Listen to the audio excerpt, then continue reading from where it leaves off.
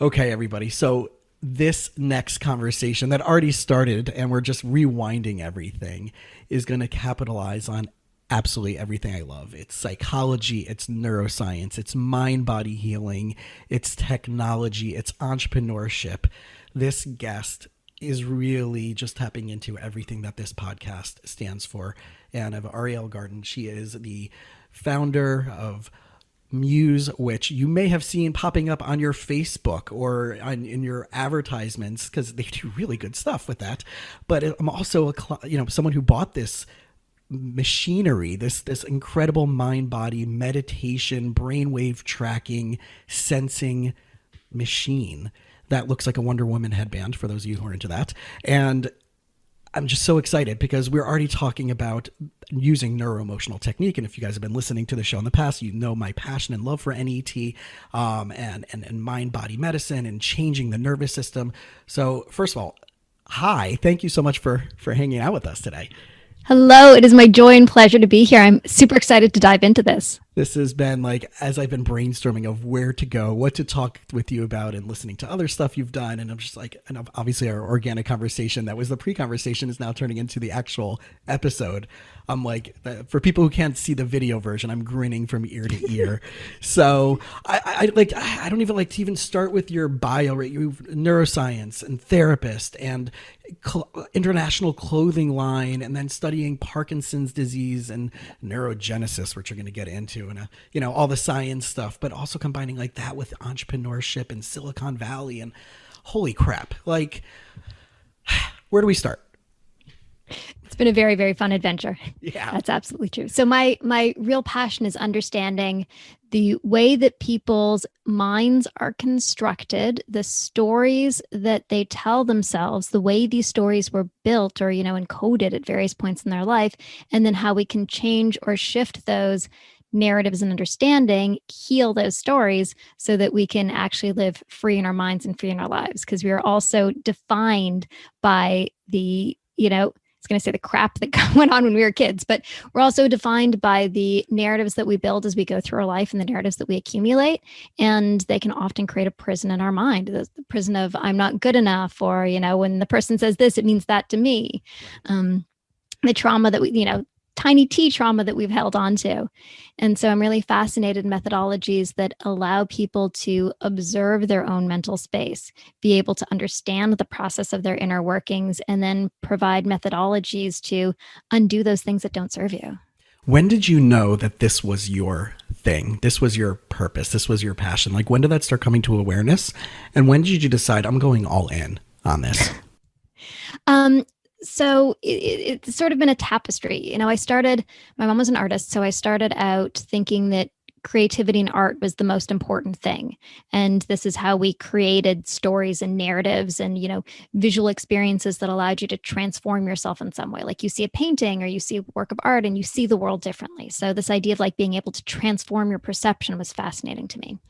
And then I was also really interested in science. So even in high school, I had my first job in a research lab, and I really wanted to know how the world worked. How do these molecules interact to create stuff? And then when I got to university, I became fascinated with the brain and the recognition that, how the world works is cool, but how we work is really fascinating. How is it that we can be an organ, a brain that is a bunch of chemicals moving along a concentration gradient? Literally, that's what it is. We are chemicals that move along a concentration gradient. And somehow the movement of these chemicals on that gradient allows us to have will and volition over how those chemicals are moving on their concentration gradient. It is nuts. Totally nuts. It's insane. One of my last interviews, I just started a new batch since I'm so backed up with interviews. And he said, humans don't realize how awkward we are. Right. In other words, not awkward as in social, but our whole life experience, if you put it into context, it's awkward. And we're just trying to figure out how to get to the other side of awkwardness. And when we have a language or we have a lens or a frame, right, because a lot of times we get stuck in language and how do we put words to what we're experiencing and feeling? A lot of times that's just how our rational brain interprets it. But like you're saying, the mind body experience, right, there's a distinction between those two, but we kind of have to filter through this very narrow stream to say, I think this is the best way I can describe it. And then we take it to therapy and we may not even be right. in our own experience of that narrative. So I joke with my clients all the time with a big grin on my face. I say, I really don't give a crap why you're here. I care more about the story and the beliefs and the assumptions and the expectations you're carrying about the things that you're calling your problems, right? What's the Jenga pieces under that that's holding that upright? That's the level I want to play out. I don't really care that you're fighting with your spouse or that you have anxiety. I care, obviously, I really care, but I want to hear what your story is that supports that. And let's play at that level, right? The meta in that regards. And then let's dance to the 10,000 foot view and then see what's going on there. So using all of this stuff. So when you started doing the research, was that at the point when you were doing, was that the Parkinson's research or that was later on? So I dabbled in research in a few different areas, Okay. but what really came out for me, that the thing that grabbed me was that I was starting to work with brainwaves as something that both the artist and me loved brainwaves, something that both had kind of emotional sort of noumenal quality to them. They're these things that sort of are invisible that come off of our head that we can potentially translate into something that would become understandable. And so I very briefly looked at using brainwave activity for epilepsy detection, sonifying it.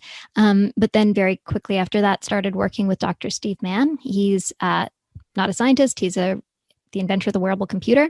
And he had an early brain-computer interface system that he was using, so an early BCI machine. And we started to create concerts where you would put a single EEG electrode on your head. And by tracking, at that point, it was so basic. This was early 2000. This is like 2001. We were just tracking shifts in alpha or beta waves. And we would then sonify those to create concerts. So people could literally hear the sound of their own mind. And you could have multiple people in a room working together to get into the same brain state to create a harmonious experience. And so, metaphorically beautiful. Right. Not necessarily super practical, but metaphorically beautiful. And I looked at that and said, this is completely nuts. Like, we're literally able to gain access into our mental self in this very different way.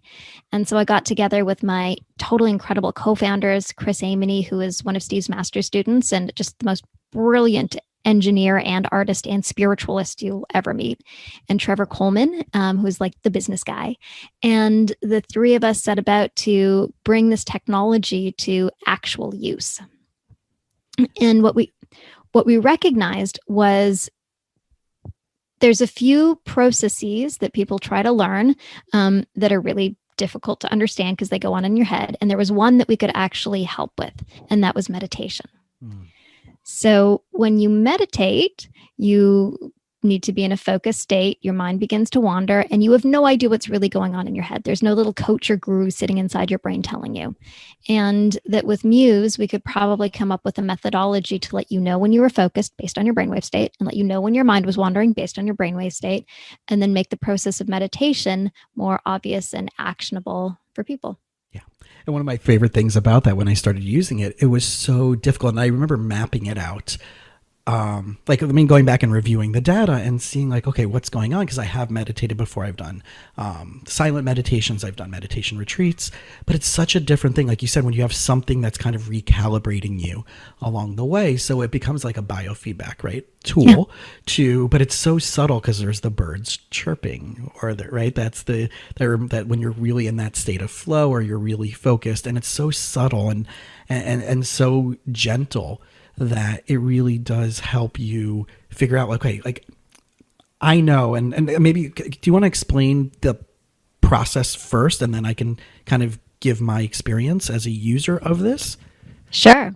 So how you use Muse, it's a slim little headband. It's kind of like a little Fitbit that you'd wear on your wrist, but instead it's tracking your brainwaves on your head. If you want to see a picture of it, you can go to choosemuse.com and see the thing that we're talking about. How it works is it tracks your brain and it gives you real-time feedback during your meditation. And the metaphor we use is your mind is like the weather. So when you're distracted or mind wandering, you hear it as stormy. And as you bring yourself to quiet, focused attention, it quiets the storm.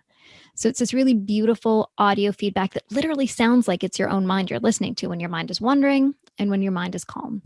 And then if you're able to maintain your focused attention for 5 seconds or more, you hear a little bird tweeting. So that both becomes the reward for being in that state and a way to undermine the goal-directed nature of this whole thing, which we can talk about later. And so during the experience, you're getting the real-time feedback. And then after the fact, you get your scores, your charts, your graphs, the things that show you moment by moment what your brain was doing so that you can have another level of reflection and insight. So I know while I'm using it, like I was just saying, is I started trying to figure out there's a duality that, and maybe this is just me. I don't know if this is anybody else's experience, but where I'm in the meditation, I'll hear the birds start chirping and then I lose the birds. Mm-hmm. And I'm like, okay, what did I do? Did I move? My eyes are closed, but did I move my eyes to the left or right while my eyes are closed? Is it my heart rate? Like, so you consciously and then unconsciously will recalibrate during this experience. And as you use this, like anything else, it's a muscle, as you use it more and more and more, it becomes more and more natural. And the cool thing, like you were saying, like when you start losing focus, the actual whatever sound setting you choose, whether it's the waterfall or the drum beating sound or the city sound, like it'll get louder or quieter based on where you're holding in that moment of meditation. So you're always having there's multiple layers of feedback that are going on. So it's really cool to see. And then there's challenges and points, and there's a gamification of it. So have you seen, so typically in meditation, it's you commit to a time, you do it, or you're not doing it, right? What's that old guru joke? The guy goes to his guru and he goes, I don't have time to meditate. And the guy goes, the guru goes back to him, you don't have time not to meditate. So and you give reminders. I know every night at like 12:30 in the morning, I'm like, you haven't used your Muse yet today? I'm like, oh yeah. So I have it right before I go to bed. But the gamification of this, how has that really... Because you're seeing the raw data, you're seeing the numbers of people who are using it, how many days in a row consistently, it tracks all of that. What have you noticed between this and maybe other platforms or other meditation experiences, whether even maybe doing it before yoga or after yoga or Pilates, right, whatever, or someone by themselves? Like what the gamification, the stats, the numbers, what is that showing from your end? Sure. So what we're seeing is that people get better at their meditation. So people come into Muse from all sorts of different levels of experience. We have people who've never meditated before, and maybe they don't even want to meditate, and their doctor told them to do or their wife told them that they need to do this. And so they start with this thing and they're like, what is meditation? You have all these misconceptions. And we're able to take, we see people who go from these crazy, graphs that are all over the place because their mind is wandering, to subtly and slowly being able to be like, oh, I really just want to be in the state of calm. And what we're doing is we're just training your brain. So we're training both your conscious mind. You are learning actively, consciously, like, oh, when it's stormy, I probably want to bring my mind away and place it when it's calm. And then you're also learning subconsciously. So when you're able to stay in your focused attention and that little bird tweets, we are just rewarding your brain. Yep, stay there. Yep, stay there. It's a Pavlov's dogs. It's, very standard conditioning. The bell rings and you want to do it again.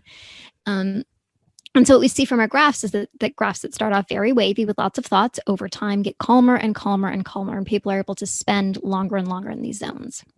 So are you seeing people, because I know there's over 200 or so different research articles connected to this machine, to the Muse. What are we finding longitudinally for people from the beginning of your studies to now, that how this is changing people's experiences with life, with their health, with everything like that? Yeah, so there's been thankfully a lot of studies with Muse. What we see in the shorter term interventions, so there was one 6-week study by Baycrest Hospital, 10 minutes a day for 6 weeks led to decreased stress, obviously increase in calm, a decrease in self-perceived and self-reported symptoms like headaches, pain, nausea, and an increase in reaction time on Stroop task. So in the Stroop task, you have a word and a color, but the two conflict with one another. And we're able to see that people are able to give faster answers in times when there's conflicting information and they have to make a choice. So that quick reaction time in an emotional situation improves. In another study by the Catholic University of Milan, they looked at a regular meditation practice while also listening to nature sounds, so that was their control, versus using Muse over a month, starting at 10 minutes, going up to 20 minutes. And there they found the same findings, plus also more cognitive improvements in go, no-go task. And then they saw a persistent change in the EEG of people who were using Muse versus the controls. So people who were using Muse actually had an EEG shift that seemed to be persistent throughout the day, indicating they were in greater states of calm and focus more often. I remember hearing a study about meditation that there was, and I can't remember who it was that did it. I think it was somewhere in the Midwest of America, where they did a study regarding people who were lifelong meditators, 20 years and up, and people who are new meditators that maybe have done it a few times here and there, but didn't have a consistent practice, or it wasn't part of their life. And the question was, how long will it take before their brain waves sync up? In other words, how long will it take for your brain to adapt, or your body to adapt to becoming considered like that? And I think they found that when it was done consistently, I can't remember the exact number, but it was very quick. It was within like a certain amount of weeks or a certain amount of months.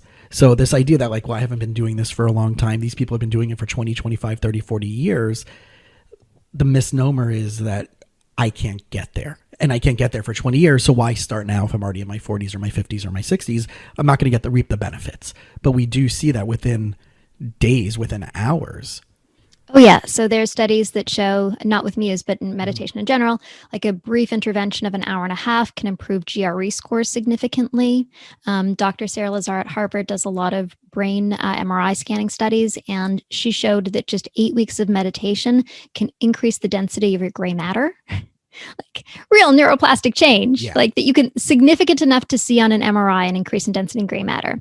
And yes, you don't need 20 years to be a long-term meditator. Even 5 years will give you significant benefits of a long-term meditator. So in a study by Dr. Eileen Luders, she looked at the aging of the brain and the changes between novice or non-meditators and meditators. And she defined her long-term meditator as somebody who'd been meditating for 5 years or more. And she saw that long-term meditators had on average brains that looked 7.5 years younger. So an investment of just 5 years for 7.5 years and, improvement in your aging of your brain. Needed, right? Yeah. And so the kinds of defining features that you tend to see are increased thickness in the prefrontal cortex, so the part of your brain associated with focus, planning, higher order processing. You tend to see a decrease in the size of the amygdala, so that fight or flight response. In shorter term meditators, you see a decrease in activation. In longer term meditators, you can even start to see the structural change of a decrease in size. You can see an increase in the hippocampus. Now, this is not necessarily because meditation increases the size of your hippocampus, but because stress decreases the size of your hippocampus over time. And so meditation seems to have a neuroprotective effect in that way. You can see increased connectivity in the corpus callosum, so the parts of the left and right brain, the two hemispheres seem to be connecting more effectively. And then you can also see an increase in projections from the prefrontal cortex to the amygdala, indicating that the prefrontal cortex is better able to regulate the amygdala.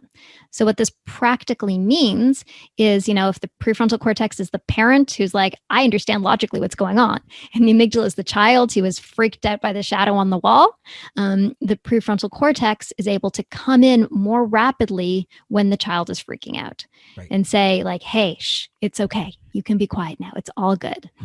And that's the world that we were talking about before, Yes. before about neuroemotional technique and using the physiology of stress with muscle testing and Chinese medicine meridians with the applied kinesiology approach to change that nervous system, right? Where we're using when the rational brain gets lost and the physiology goes into fight or flight, that survival instinct. How do you get back to a neutral state? And we're finding with the research of NET that that amygdala has that effect with the positive effects from NET in a very quick way, including with fMRIs and all the other stuffs. And those of you who've been listening or see the other episodes, you can go back to Dr. Walker or Dr. Andrew Newberg or Dr. Dan Monte's episodes, those who are doing all the research on this, especially out of Jefferson Medical in Philly. Like this stuff is like really, because I know people are like huge into like EMDR and EFT, right, the tapping modality, but I haven't seen anything that goes as deep with actually changing it, but also from a rational perspective of understanding what's going on and why you're responding to certain traumas. Yeah. That's not that those modalities are insane and incredible, and we should all access that. But I'm finding that if you want to take it a step deeper and figure out really where the original story is, really what the original events are, what the narrative of the trauma is, or the narrative of your self-limiting experience, that NET really does get there, and we do have the science to back it up, which is they wanted to be the most clinically researched mind-body integrative modality out there. And it came out of chiropractic. So you have the medical side are like, what do you mean chiropractic? That's not real medicine. But Yeah. right, but the fact that like the integrative medicine department at Jefferson they're now teaching this into the entire medical. It's a credit course now to be trained in the medical program in this modality. Wow. Yeah. So that's a whole like Wow. crazy stuff is Sorry, happening. my mind was just Yeah, blown. yeah. And now, which is really cool. It used to be a program at Jefferson Medical. Now it's its own department on par with oncology, radiology, pediatrics. So it's really, yeah.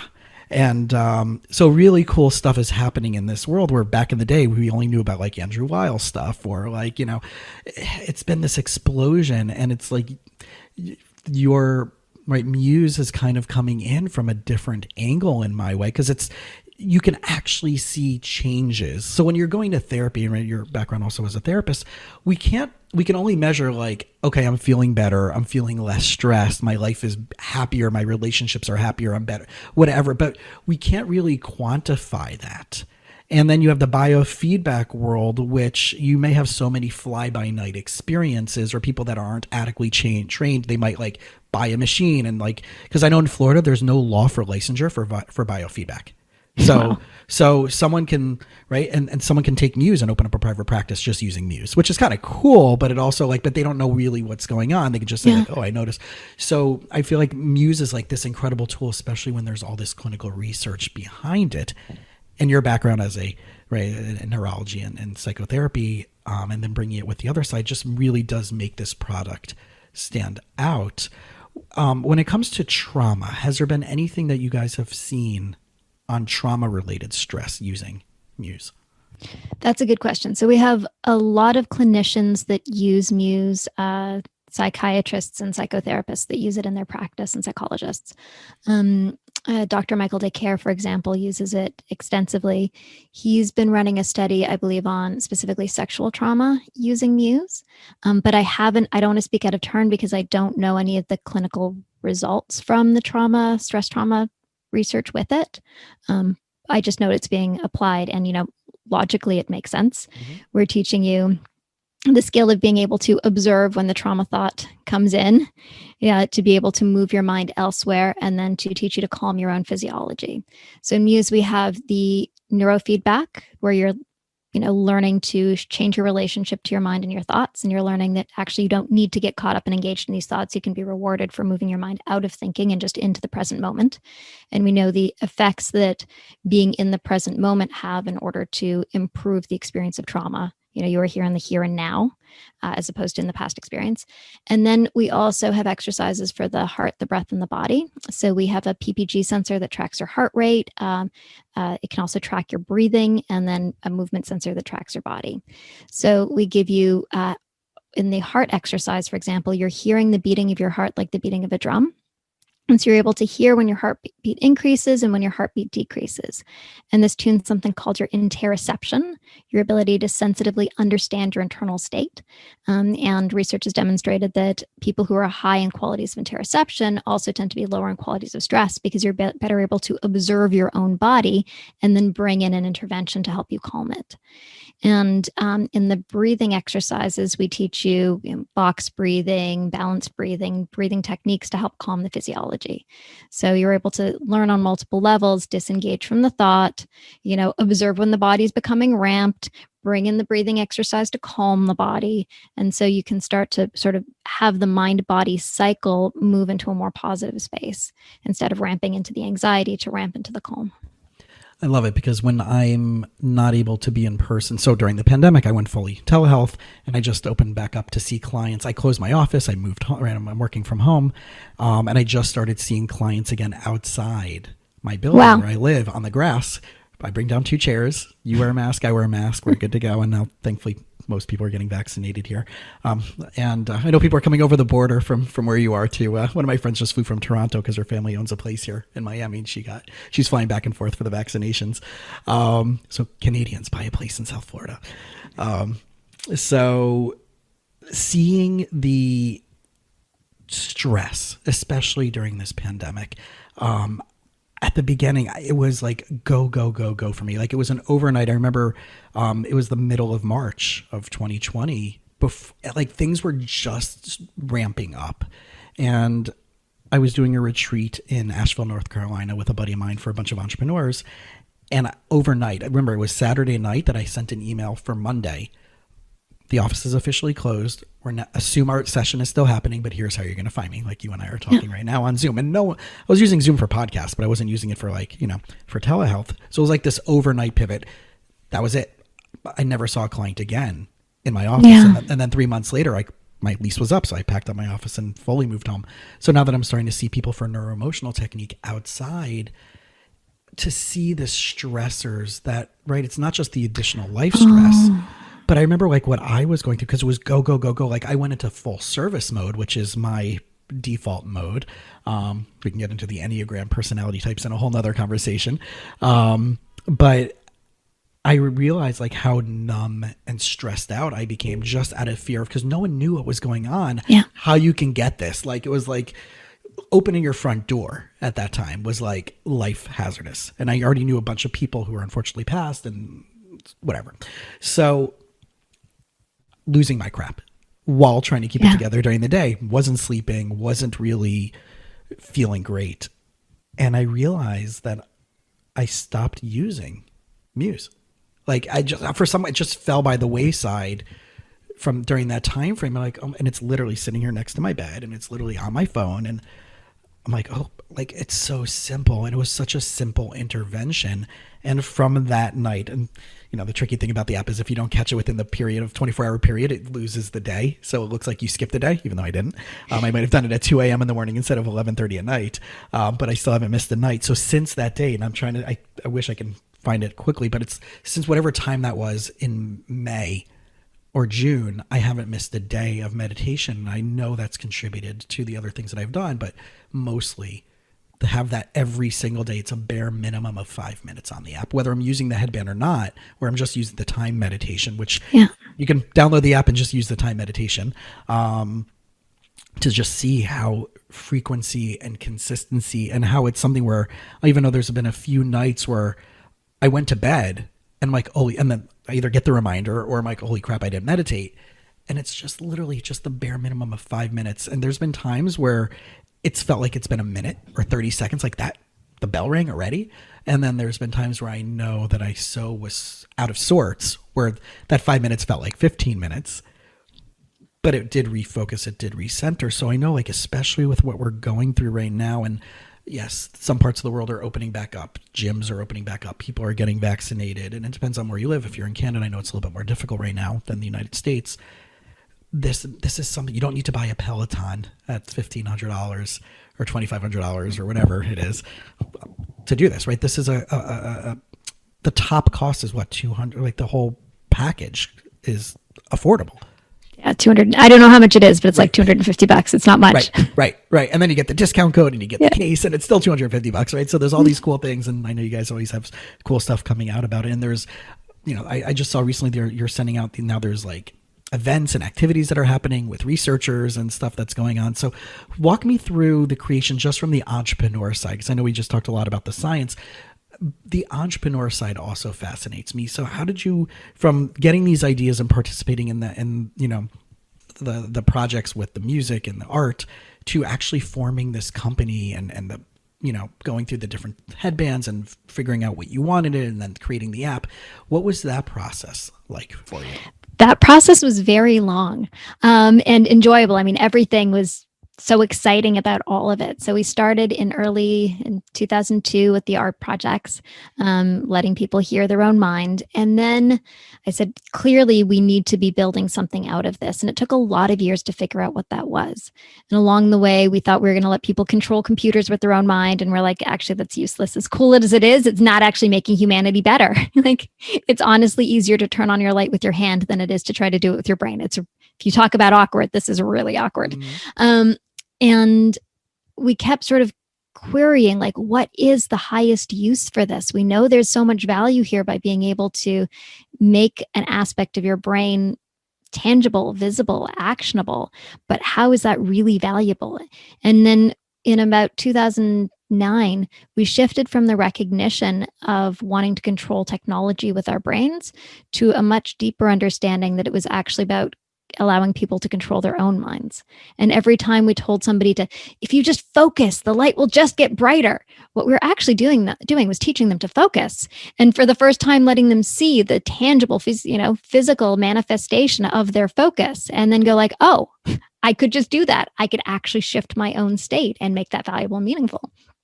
And that's how the idea of the Muse as a meditation tool is born. But now this is 2010, 2011, and meditation still was not mainstream. Mm-hmm. We'd go into VCs because we had to build hardware. So you need money to build hardware. We'd go into a VC's office and we'd show them the technology and they'd be like, this is incredible. We can do so many things. What's the killer app? And we'd tell them with a straight face, meditation. And they'd be like, yeah, right, flaky hippies. We'll see you later. Sayonara.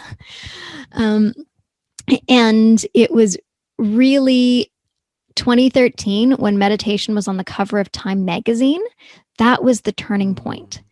And we went to this conference called Wisdom 2.0 in San Francisco. That was the meeting of technology and meditation. And we got our first investment right there on the spot from Chad Mentang, who was the person who built Search Inside Yourself, which is really Google's meditation and leadership program. Mm-hmm. And he said, if you guys can do what I think you can do, you may solve world peace in my lifetime. So I was really big. That was like, okay. And he, gave us the check. Like literally we were in the Google offices. There were 3 kids from Toronto. That's amazing. Right, that's a big moonshot right there, right? Yes. That was the biggest moonshot you could give to us. Trevor and Chris Trevor was a practicing Buddhist, so he really understood the value of meditation.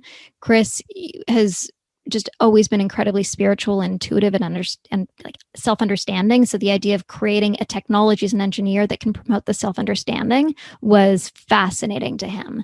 And so we really created Muse as a meditation tool. And then we had to walk down the path of how do you give somebody feedback about their own mind that doesn't feel intrusive? Because as much as this is a technology tool, we didn't want it to be about technology. This is about the human. This is about your own experience. And if you get caught up in the technology, then we had lost, because it's not about the technology. It's about you and your own self-understanding. And so Trevor came up with the metaphor that your mind is like the weather. When it's, wandering, it's stormy. When it's quiet, it's calm. And we're able to create this experience that could actually let you hear the storm and let you quiet the storm. And, once we were able to do that, then the seed of Muse was born. And then we went forward. I raised lots more money from folks in Silicon Valley and LA and New York and Hong Kong.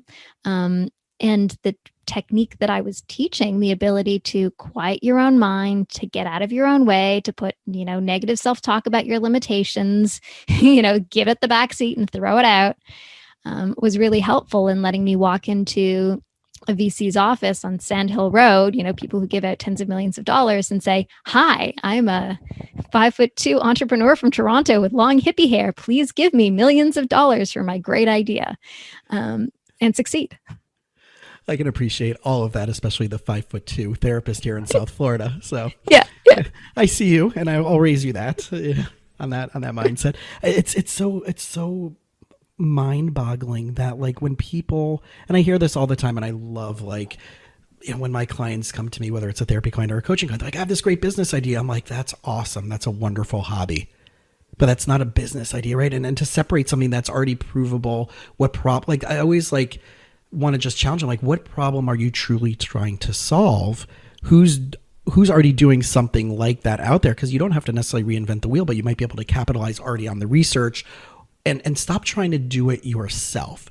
Who are the people that you can partner with this on to move to the next level? Because a lot of people, especially now that this entrepreneurship thing is the thing now, right? And it's funny how much it's even seeped into the therapy world. Because finally, therapists are oh, I can actually charge money instead of being no, I need to help everybody at this $12 an hour, right? It's interesting how that has finally creeped into people helping find their value. And I do believe this from a therapeutic philosophy, that entrepreneurship, when done right, is a self-actualization movement. Yes. When you have core values, when you decide to, right, when you have a problem that you're wanting to solve, that you are uniquely positioned or have the experience or have the thing that you've gone through that you're I can help other people fix this. I can help because right, you went through this. I think that's really the angle, the beauty of entrepreneurship. So I'm wondering, like, when you were already doing this research with them, was who kind of came up with the idea of like, okay, we need to now make this a product. We need to now, how can we make this a leverageable, financial, bankable thing? How did that come about from like, okay, we're having fun, we're doing research, but now let's talk about VC stuff. Now it's like, we're like, what was that mindset? Because people want to go from like, I have an idea that's in that, that's in the ether to like wanting to meet in front of a venture capitalist. And there's like 14,000 steps in between that. So walk us just for a few moments, like walk us through that little process. Cause I feel that's the part that most people think is like, no, I'm just going to pitch an idea and have a pitch deck and I'm going to, I'm going to give them an idea and they're going to buy into it. And I know like David Meltzer, I don't know if you're like, cause he's huge into like neuroscience and right. So, okay. So like I've seen people do his pitches and like, that's a great idea, but like, there's nothing, right? You're missing these steps, right? Or Shark Tank or whatever it is, but David's a really good cause he's into them. Well, and I've been a judge on David Meltzer's okay, thinking. so there you go. Okay, so there you see. Should have done my research that much more. Actually, no, I haven't. I have not been a judge. I've been on his show a few times, but not as a judge. All right, so there, right. So we got to make that happen. So what's that little nugget that people are missing from your story of like what you had to walk through, who had to present what ideas to who, until you really felt that there was something to show up with and to make that ask for? Sure. And it really is not, I've got this cool thing, let me stand in front of a VC. They will laugh you to the bank. It's just not going to work. So you really have to understand, as you articulated, Jason, what is the problem that you are uniquely solving? How is this problem going to be solved? How many people are bothered by this problem? How much are they willing to pay to solve this problem? You need to go out and demonstrate it yourself. It can't just be an idea. We have to make lots of prototypes, demonstrate that it worked, go out and do user testing, demonstrate that people actually could solve this problem with this device and wanted to solve this problem with this device. You have to figure out your go-to-market plan, which these days is Facebook, Facebook, Facebook. It's all just online ads. And you have to really understand the unit economics. So for us, that was quite complicated because we were making a physical device that needed to be manufactured and that we had to design, that we had to, design for manufacturing, that we had to get the supply chain sorted out for, that we had to understand the unit economics of moving it from China to ship it to Canada and all the tariffs and all of the details, the warehousing, the ship, the sending out from a warehouse. Are you warehousing at Best Buy or at Amazon, et cetera, et cetera, et cetera. So there are a lot of details that I was entirely unqualified to figure out. But I had sufficient amount of belief in myself and what we were doing and the validity of it, and enough early proof points to be able to bring on individuals who actually did know what they were doing. So, I was lucky, and Chris, he was able to be the chief technology officer and really design the technological stack and design the software, design the physical hardware together. He and I, since I was a fashion designer also, and the million things I've done, we were able to design something that really looked cool. We worked with an industrial designer to actualize those ideas. We did an endless amount of user testing to ensure that this thing was going to be comfortable and functional and work in people's heads. So in Toronto, there was a company not far from us called RIM that you've probably never heard of, but they created a device called the BlackBerry that you've heard of, though it's sort of long. They still exist. Their stock just, that's just one of them. But the BlackBerry in 2008, 9, 10 had just started tanking because iPhone had come in, and so they were releasing thousands of employees. And so we were able to pick up people who had just spent the last 5 years building BlackBerry devices, physical hardware in China, doing the go-to-market, doing the manufacturing, doing the sales globally for it. So we had like 5 individuals from BlackBerry that we hired because they understood going to market with hardware. As we brought in one person, the next person would bring in their friend, the chief legal officer, and so we had people who understand, contracts and retail sales and all of the details of it. And then I went to our local incubator. Actually started in 2008 at the incubator. And this was before incubators were a thing. There was just one of them in Toronto. It was called Mars. We were one of the very first clients, and they really taught me how you pitch. They taught me all of the structure of how you go and you create your company and you create, the business relationships that you need to, and you create your pitch deck. But like the pitch deck is the last step. You actually have to have a business behind it that works. And we schooled ourselves really quickly. Trevor My other co-founder was so smart, and so just able to quickly understand the process of, how you really craft a business. And we had, very, very silly, very, very silly spreadsheets that said things like, well, there's 1,000 Best Buys, and if we sell one per store per week and 1,000 Best Buys, we're going to be billionaires. And very, very quickly that has to come down to that simple, right? It's never, ever, ever that simple. When we actually got into Best Buy, we sold probably, one per every 4 stores per every 3 weeks. And that was like a huge success. And we were in 20 stores. And there's huge fees associated with it. Of course. Insane fees associated with being in a retail store.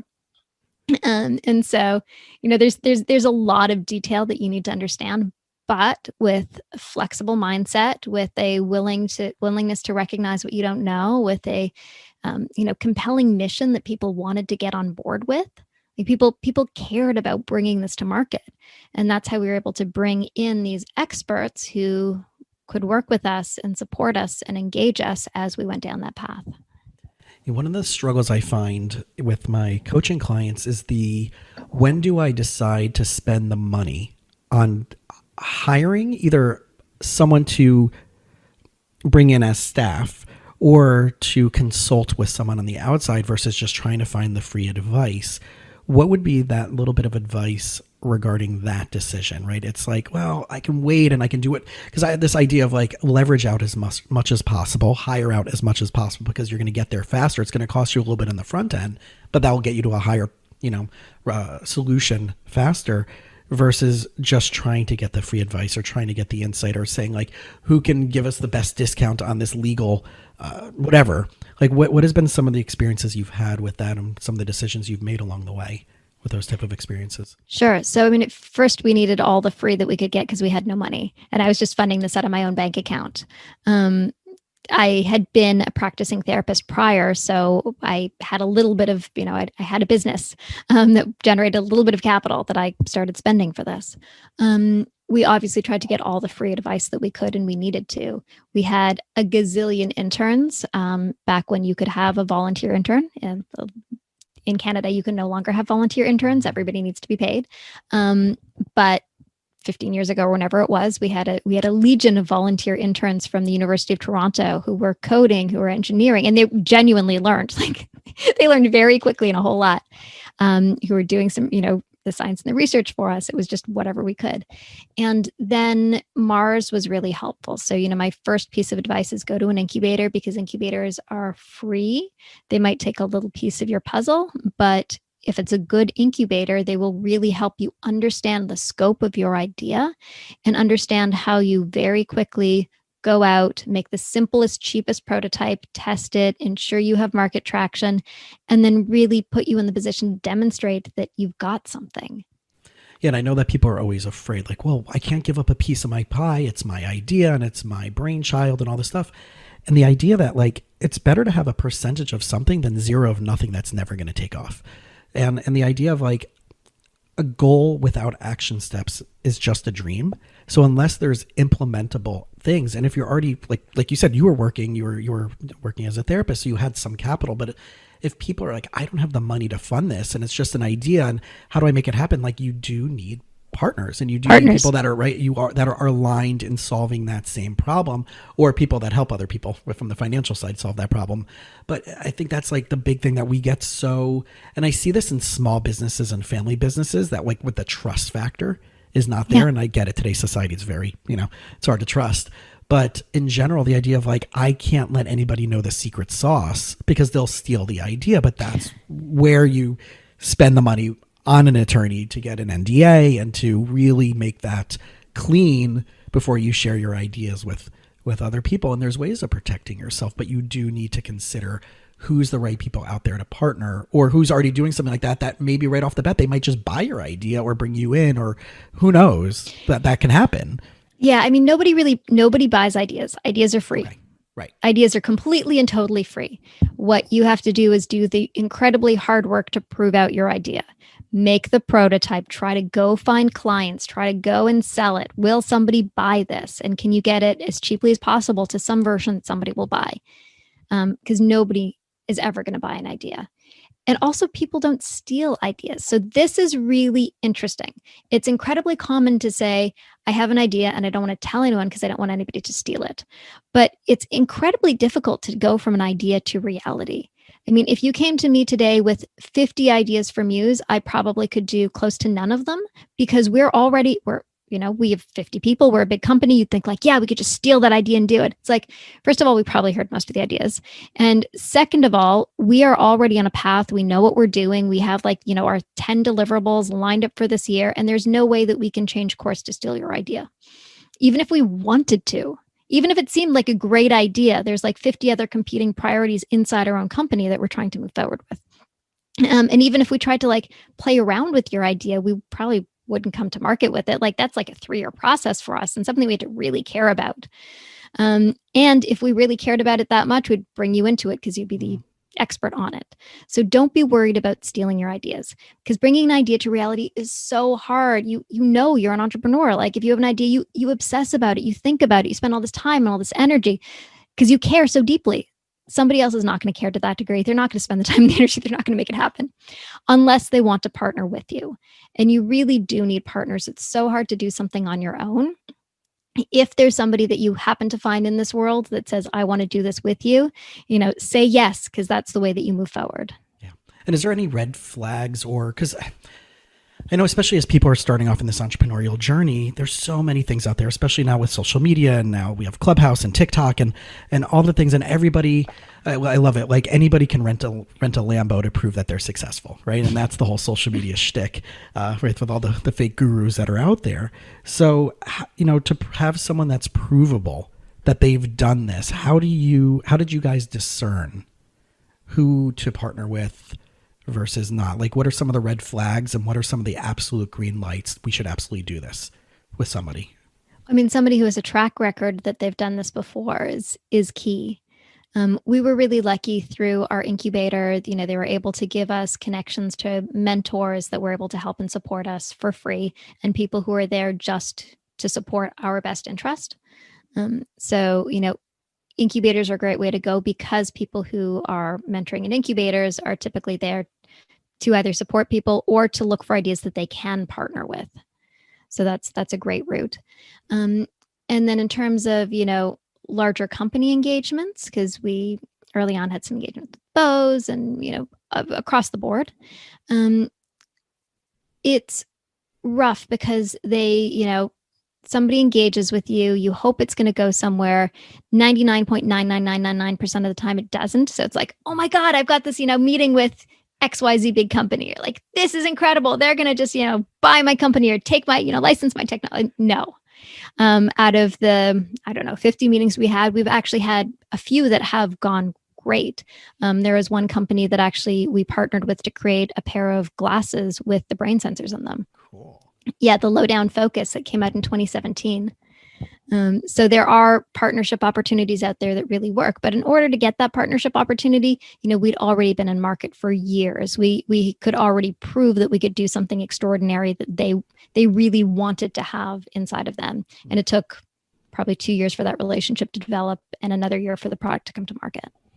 So as we wrap up, what's next? What's the next generation of this company? What should we be? Those who have not yet purchased this product, and I, it was so just I don't usually have this opportunity to also be to interview one of the founders of the company of a product that I do stand by, that I've been personally using before I even reached out to you for over the last number of months. But there's always an evolution, right? And you said you had your 10 deliverables. Is there anything that you can share with us that we could be, for those who are just hearing about this now and they haven't yet heard enough to buy in, or those who do have the product and like, okay, cool. What's the 2.0, 3.0, whatever it is? What are some of the things you can share with us that consumers can expect from this company and from this product? Sure. Sleep, sleep, sleep, and sleep. What we noticed was that people, when we talked to them about their Muse usage, they would say that they were using it at 10 p.m. to help them fall asleep. So we crafted a new device, Muse S, that's currently in market. And it's a comfortable headband that you can fall asleep in. It gives you beautiful guided meditations and biofeedback experiences that lull you into sleep. And then it tracks your sleep through the night. And EEG is the same sleep tracking that they use in sleep lab. So it really is essentially a sleep lab in your own bed. And on top of that, we have built a whole host of interventions to help you fall asleep and stay asleep that will be coming out over the next, 6 or 8 months. So once you buy one of the devices, you get all of the upgrades that come along with it. We push new upgrades every 2 weeks or so. We're always having updating. Mm-hmm. So when people who bought the Muse S when it first came out, we only had the go to sleep. Then we gave them the sleep tracking. Now we give you the deep sleep intensity. So you can actually see the depth of your deep sleep. And we're always coming out with new features that come on top of the device. So who would know, how would one decide which of the two they should buy? Like what Sure. would lead someone towards one or the other? So the two products that we have now are Muse 2, and Muse 2 is meditation only. And it gives you the real-time feedback on your brain. So meditations for the mind, the heart, the breath, and the body. And that's an awesome experience. Muse S is the comfortable headband that you can also fall asleep in. So Muse S gives you everything that the Muse 2 does, plus all of the sleep interventions. So the go to sleep and the sleep tracking. Awesome. So those of you who are looking to spend just a little bit more for that upgrade, it's definitely, I have the Muse 2, and it's awesome, and it's simple to use, and you can't screw it up. It syncs right away with your Bluetooth directly to your phone into the app, and it's plug and play. You just you pick a program you want to run, you pick a time frame, and you just hit start, and it walks you through everything. Which is really simple. So I haven't yet used the Muse S, but it sounds super amazing. So as we wrap up, what's the best place? Like, people can track you down. I know Instagram and social media and TikTok and Clubhouse and all these cool things. So where can people track you down? I know the app, right, for choosemuse.com is the website. I know you do speaking engagements and you've done some other stuff like that, right? And a podcast. Yeah. So you can find Muse at choosemuse.com, CHOOSEMUSE.com. You can find myself. I have a podcast that I co-host with Patricia Karpus from my company, and it's called Untangle. So you can find that by Googling Untangle Podcast. And it's wonderful. We talk to all sorts of brain and meditation experts every week. And then if you want to find me personally, you can find me on Instagram at Ariel's Musings, ARIELS_musings. Awesome. So everybody out there, again, this my favorite. It brought together everything: alternative medicine, psychotherapy, neuroscience, entrepreneurship, and I'm just so excited to finally meet someone like a product that I've been personally using and invested in, that has personally I've benefited from. So I want to thank you, one, for you and your team for creating something so cool, but for also taking this time out to share everything that's been going on your side of the story. Oh, thank you. It is my joy and pleasure. So nice to meet you.